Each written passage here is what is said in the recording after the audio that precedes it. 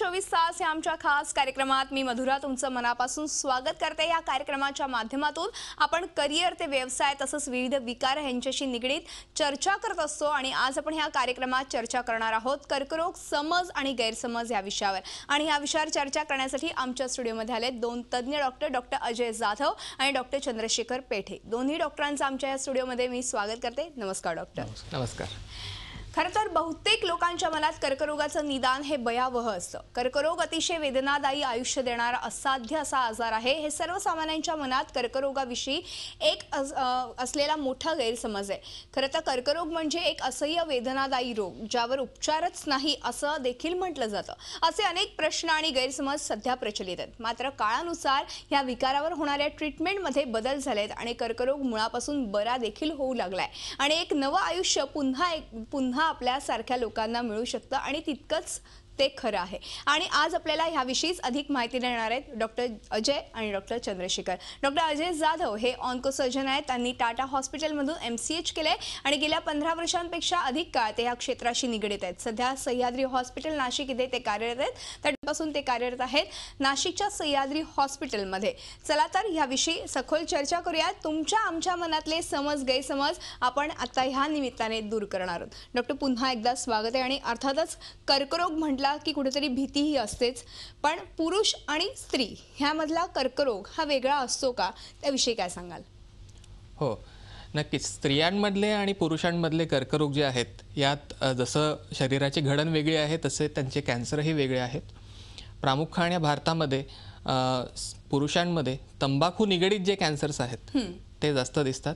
या व्यतिरिक्त तंबाखू निगडीत म्हणजे मुखाचे कॅन्सर्स प्लस फुफ्फुसाचे कॅन्सर्स, पोटाचे कॅन्सर्स आणि वय वाढल्यानंतर प्रोस्टेट कॅन्सर्स हे जास्त करून प्रामुख्याने पुरुषांमध्ये दिसून येतात। बरं। स्त्रियांमध्ये स्त्री अवयव जे आहेत म्हणजे गर्भाशयाच्या मुखाचा कॅन्सर, स्तनाचा कॅन्सर आणि मग बाकी सगळे कॅन्सर्स तर हे प्रामुख्याने दिसून येणारे आहेत। आणि फुफ्फुसाचा कॅन्सर आणि स्तनाचे कॅन्सर्स हे मृत्यूचे मोठे कारण आहे दोन्हीमधले। बरं, म्हणजे ह्या कॅन्सरकडे बघण्याचा दृष्टिकोन जरी बदलला असला तरी देखील आता काळानुसार ट्रीटमेंट्स बदलले आहेत। तुमच्यासारखे डॉक्टर्सही आता आहेत आणि अर्थातच कुठल्याही कॅन्सरला घाबरण्याची गरज नाही आहे जरी कॅन्सर म्हटला तरी, कारण की ट्रीटमेंट्स अशा आता ड्रास्टिकली चेंज झालेल्या आहेत। मला डॉक्टर पेठे यांच्याकडून जाणून घ्यायला आवडेल कर्करोग म्हणजे नेमकं काय असतं आणि त्याविषयी काय सांगाल?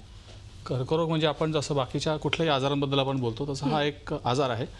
सर्वसामान्यांच्या मनामध्ये कर्करोग म्हणजे एक ट्यूमर म्हणून म्हटला जातो, पण आम्ही जेव्हा कर्करोगाबद्दल आम्ही बोलतो तेव्हा आम्ही म्हणतो की ती एक आपले जसं एक कुठलंही एक अवयव आपण म्हटला तर अवयवाला आपण जर का आपण डिसेक्ट केलं तर आपण एका सेलपर्यंत पोहोचतो, आपण एका पेशींपर्यंत पोहोचतो। बरोबर। ह्या पेशींची किंवा ह्या अवयवाची वाढ ही कम्प्लिटली नियंत्रणात असते शरीराच्या। कधी एकेकाळी जर का समजा शरीर जर का याच्यावरचं नियंत्रण जर का हरवून बसलं तर त्याच्यापासून नवीन गाठ तयार होते आणि ती गाठ हळूहळू वाढून नंतर मग ती पसरायला लागते, याला आपण कॅन्सर म्हणतो आपण याला। बरोबर, म्हणजे थोडक्यात गाठ असते आणि ती वाढायला लागल्यावरती कॅन्सर होतो। पण एकूणच लक्षणं बघितली तर नेमकी गाठ आली की कर्करोग आहे असं म्हटलं जातं, हे कितपत खरं आहे आणि लक्षणं काय आहेत नेमकी कॅन्सरची? हो आणि नाही। प्रत्येक गाठ ही कॅन्सरची नसते, रादर बहुतेक गाठी ह्या कॅन्सरच्या नसतात। पण हो, जर 40-50 नंतर एखादी विशिष्ट गाठ आली आणि जी कमी होत नाहीये, नवीन वाढली आहे, उद्भवत चालली आहे तर ती कॅन्सरची असू शकतात। या व्यतिरिक्त कॅन्सरची जी मोठी लक्षणं आहेत की कुठलीही गाठ 40-50 नंतर येणे, तोंडात कुठलेही अल्सर्स होणे, गिळायला त्रास होणे, जास्त खोकला येणे, थुंकीत रक्त पडणे, पोटामध्ये दुखणे, कावीळ होणे, अंगाला जास्त खाज येणे, संडासमध्ये किंवा लघवीमध्ये रक्त जाणे किंवा रजोनिवृत्तीनंतर स्त्रियांमध्ये अंगावर जाणे किंवा स्तनामध्ये गाठ येणे ही विशिष्ट लक्षणं आहे ज्यात विशेषतः 40-50 नंतरचे जे व्यक्ती आहेत त्यांनी लक्ष दिलं पाहिजे आणि त्यांच्याकडे दुर्लक्ष न करता योग्य वेळेस सल्ला घेतला तर कॅन्सर हा सुरुवातीच्या काळात आपण डायग्नोज करून त्याची व्यवस्थित ट्रीटमेंट करून चांगला त्यातून आउटकम मिळवू शकतो। बरोबर, म्हणजे थोडक्यात एक तर योग्य पद्धतीने उपचार घेतले पाहिजेत जेव्हा तुम्हाला ही लक्षणं दिसायला लागल्यावरती। त्याचबरोबर नेमकी कारणं काय असू शकतात कर्करोग होण्याची आणि त्याविषयी काय सांगाल? कर्करोग जर आपण म्हटला तर आपण जेव्हा आपण कारणांचा विचार करतो तेव्हा या कारणांना आमच्या मेडिकल टर्म्स आम्ही याला कार्सिनोजन म्हणतो। याचा अर्थ कॅन्सरचा जनक कार्सिनोजन आपण म्हणतो. तर याच्यातलं सगळ्यात मोठं कारण जे आम्ही प्रत्येकाला मी सांगतो ते म्हणजे तंबाखू. बरं. कुठल्याही प्रकारचे तंबाखू असो, भले ते गुटखा असो, सिगरेट असो, बिडी असो, चिलीम असो, वाटेल ते असो, पण तंबाखूमुळे जवळपास 30% कॅन्सर्स आपल्या तंबाखूमुळे होतात. त्याच्याकडे आपण एक स्लाईड बघूयात आपण. याच्या अगोदरची स्लाईड बघूया आपण. बाकी जे काही अजून बाकीचे काही आपल्याला कारणं बघायला मिळतात. पैकी एक कारण आहे ते म्हणजे डाएट. वेस्टर्न डाएट जर का आपण विचार केला त्याच्यात स्निग्ध पदार्थांचा, त्याच्यात मांसाहाराचा खूप जास्त समावेश असतो. तर ह्या अतिमांसाहारामुळे सुद्धा कॅन्सरचा रूपांतर होऊ शकतं. त्याशिवाय जे एक अतिशय क्षुल्लक एक कारण जे आहे त्याला आपण म्हणतो जेनेटिक्स, कॅन्सर जेनेटिक्स. याचा अर्थ कॅन्सर कदाचित एखाद्या पेशंटमध्ये अनुवंशिक असू शकतो. तर ही अनुवंशिकता सुद्धा काही पेशंट्समध्ये कारणीभूत असू शकते. पण ह्या संपूर्ण जर का आपण जर का नीट बघितलं तर जवळपास 30% कॅन्सर हे तंबाखूमुळे होतात. याचा दुसरा अर्थ असा की जर का आपण तंबाखूपासून जर का आपण लांब राहिलो, आपण जर का आपली जीवनशैली जास्त हेल्दी ठेवली तर आपण कॅन्सरपासून आपण थोडंसं लांब पळू शकतो. आपण हा आजार होऊच नाही म्हणून आपण पहिल्यापासून आपण प्रयत्न करू शकतो.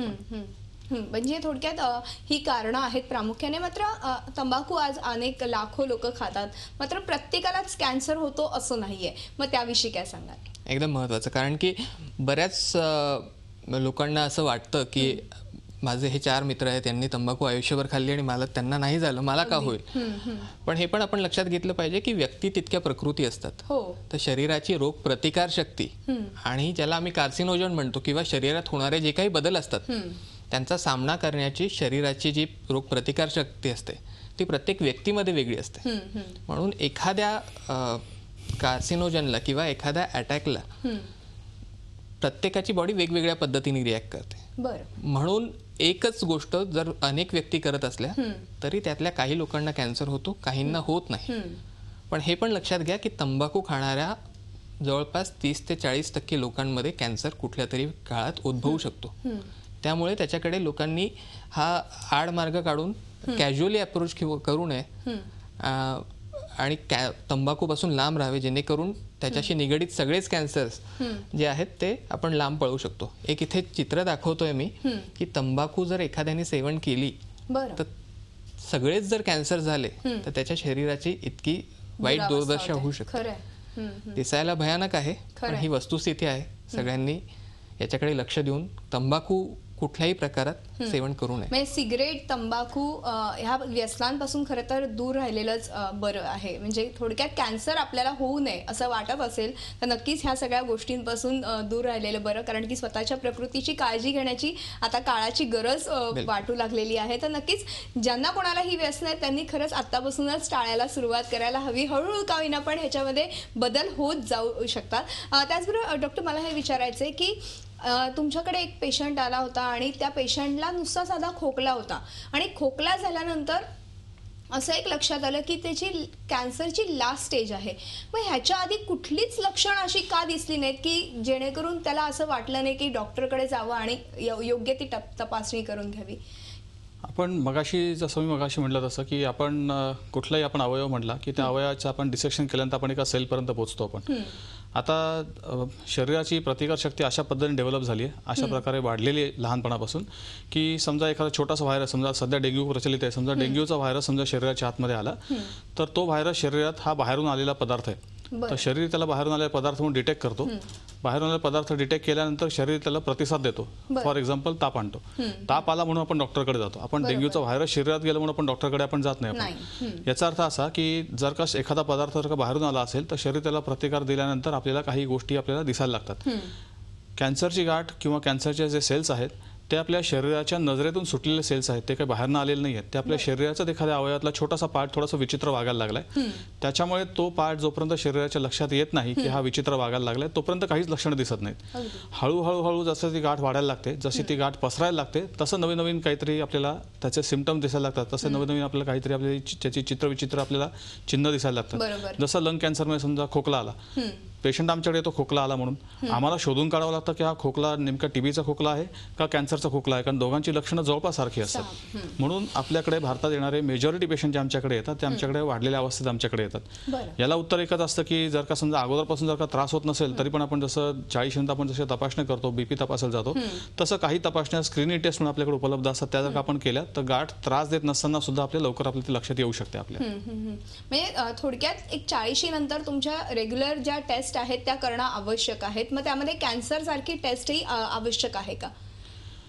कॅन्सरच्या आपण ज्या काही टेस्ट आपण करतो त्याच्यात नॉर्मली आम्ही सांगतो की लेडीज जर का असतील, आमच्याकडे जर का एखाद्या स्त्रिया काही आल्या तर त्यांनी गर्भाशयाच्या मुखाचा कॅन्सर जे आपण सर्वायकल कॅन्सर म्हणतो त्याची खूप सिंपल चाचणी असते. गायनेकॉलॉजिस्टकडनं पॅप स्मिअर करून घ्या, मेजॉरिटी केसेसमध्ये आपले डिटेक्ट होऊन जाईल.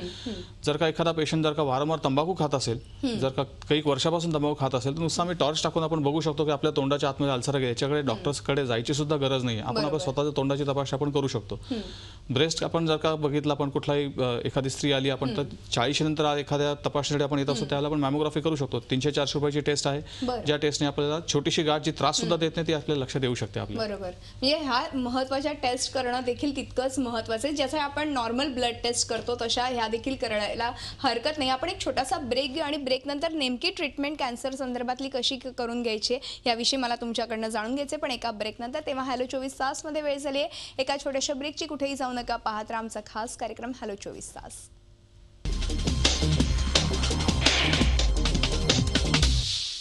ब्रेक नंतर हॅलो 24 तास या आमच्या खास कार्यक्रमात आपलं पुन्हा एकदा स्वागत आहे. कर्करोग, समज आणि गैरसमज या विषयावर आज आपण चर्चा करतो आणि आपल्यासोबत आहेत डॉक्टर अजय जाधव आणि डॉक्टर चंद्रशेखर पेठे. मी पुन्हा एकदा चर्चेकडे वळते. डॉक्टर अजय, मला तुम्हाला विचारायचं आहे की एकूणच कर्करोगाचं निदान झाल्यावरती नेमकं त्याची ट्रीटमेंटची दिशा कशी असते?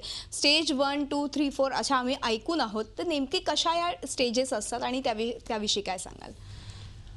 कर्करोगाचं आपण ट्रीटमेंट जेव्हा म्हणतो तेव्हा त्यापेक्षा महत्त्वाचा शब्द आहे मॅनेजमेंट. बरं. मॅनेजमेंट यात निदान, स्टेजिंग आणि मग ट्रीटमेंट, म्हणजे पूर्ण त्याचं आपण जसं सिंहावलोकन करून पूर्ण व्यवस्थित बघणं आणि त्याची ट्रीटमेंट करणं. तर या मॅनेजमेंटमध्ये 2 ढोबळ भाग आपल्याला पाडता येतील. एक म्हणजे त्याचं डायग्नोज करणं आणि स्टेज करणं. बरं. डायग्नोसिसमध्ये अनेक इमेजिंग आपण ज्याला म्हणतो ते बघणं, बायोप्सी करून परफेक्ट निदान करणं की हा कॅन्सर आहे का, असेल तर कुठल्या टाईपचा आहे, आणि मग त्याला स्टेज करणं. याच्यासाठी अनेक तपासण्या, ह्या आज आपण खूप मोठा भाग आहे तो डिस्कस नाही करू शकत, पण डायग्नोज करून त्याला स्टेजिंग केलं पाहिजे. आणि जसं तुम्ही म्हणाले स्टेजेस असतात, जनरली 4 स्टेजेस आपण पकडतो आणि जशी स्टेज वाढते तसं कॅन्सरचा प्रादुर्भाव शरीरात जास्त झालेला आहे असं आपण समजतो. बरोबर. जे जनरल लोक म्हणतात की 4था स्टेज म्हणजे जास्त पसरलेला आजार आहे, आणि ते खरं आहे.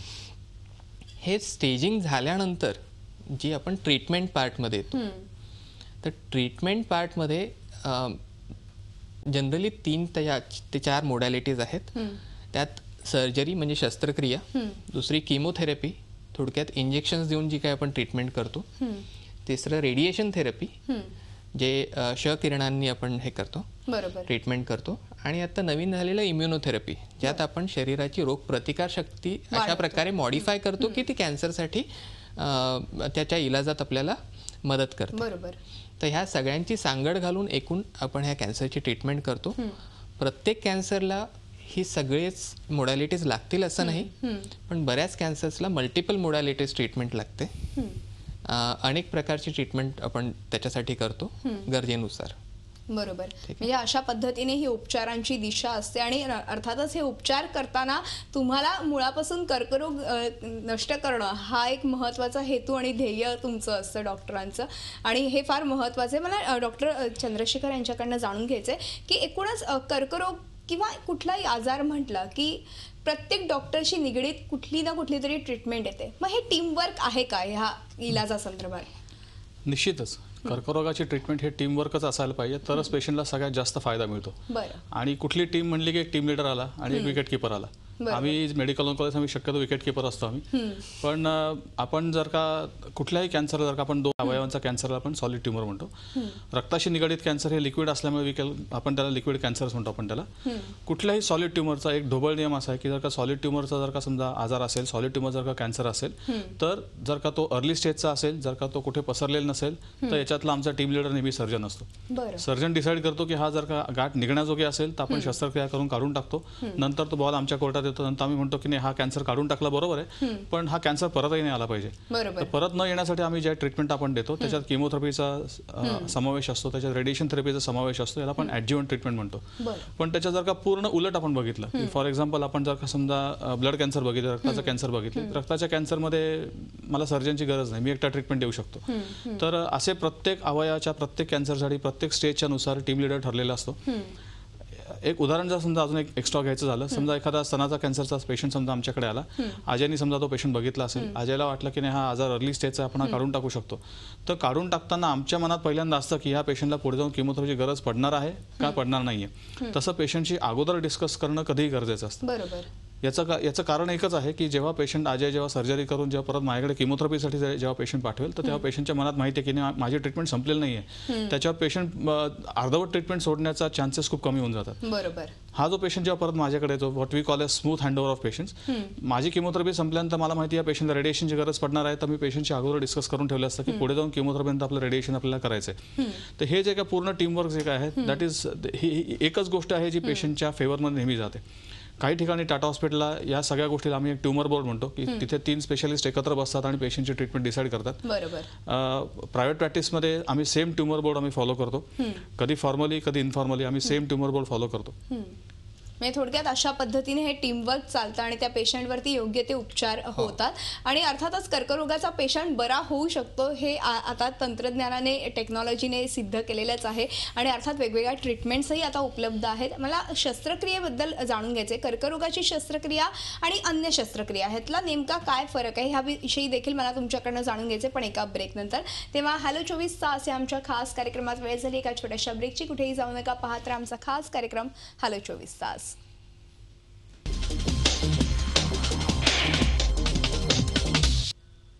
ब्रेकनंतर हॅलो 24 तासमध्ये आपलं पुन्हा एकदा स्वागत. कर्करोग समज आणि गैरसमज या विषयावर आज आपण चर्चा करतोय. आपल्या सोबत आहेत डॉक्टर अजय आणि डॉक्टर चंद्रशेखर. मी पुन्हा एकदा चर्चेकडे वळते. डॉक्टर अजय, मला तुम्हाला विचारायचं होतं, ब्रेकवर जाण्यापूर्वी मी जसं म्हटलं की कर्करोगाची शस्त्रक्रिया आणि इतर शस्त्रक्रिया ह्यांच्यामध्ये नेमका काय फरक असू शकतो आणि त्याविषयी काय सांगाल? खूप महत्त्वाचा प्रश्न आहे, कारण की बहुतेक लोकांच्या मनात एक हे असतं की आपण समजा उदाहरण घेतलं की गर्भपिशवी तसंही गर्भपिशवीच्या जे आपण मुखाचा कॅन्सर असतो त्यात पण गर्भपिशवी काढली. डॉक्टर आमच्या इथे शेवटी मागच्या वर्षी तिला काहीतरी त्रास होता, त्यात पण गर्भपिशवी काढली. दोघांमध्ये खूप अंतर आहे. कॅन्सरसाठी जेव्हा एखादी शस्त्रक्रिया केली जाते तर त्याची व्याप्ती जनरली रुटीन ऑपरेशन्सपेक्षा मोठी असते. त्याला काही मानक असतात, काही गाईडलाईन्स असतात जे फॉलो करून ते ऑपरेशन्स केले पाहिजे.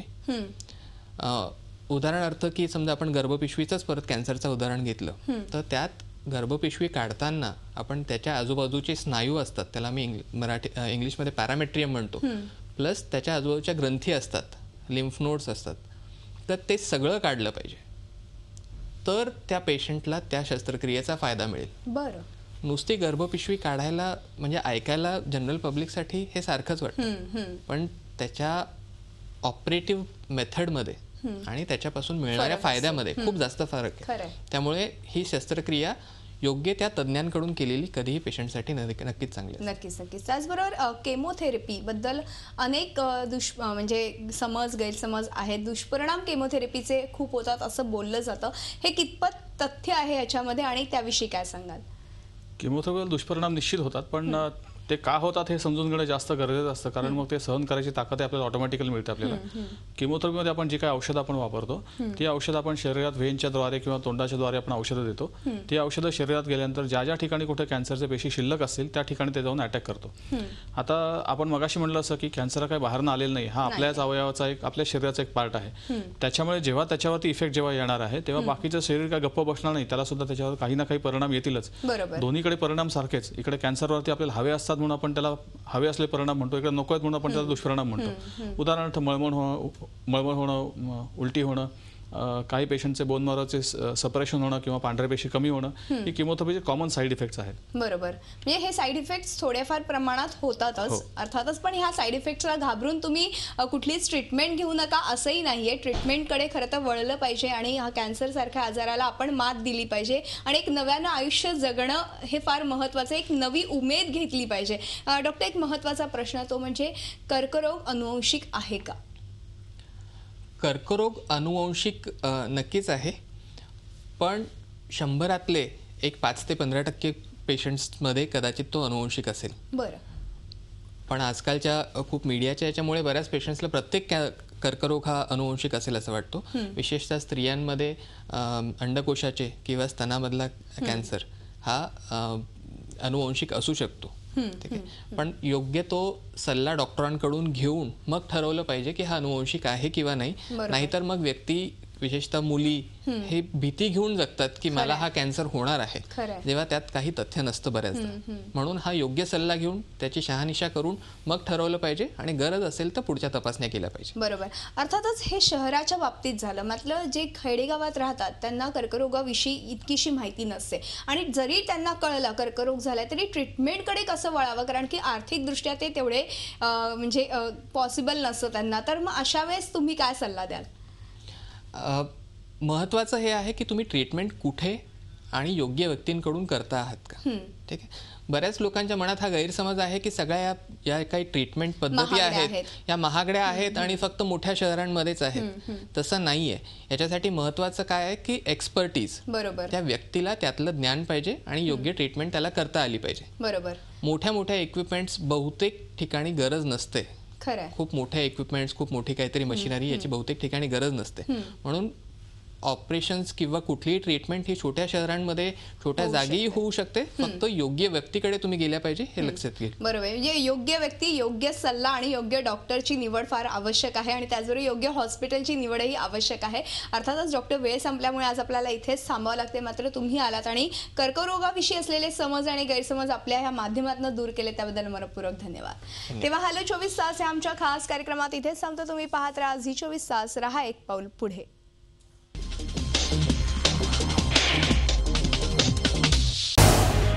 झी 24 तास, रहा एक पाऊल पुढे.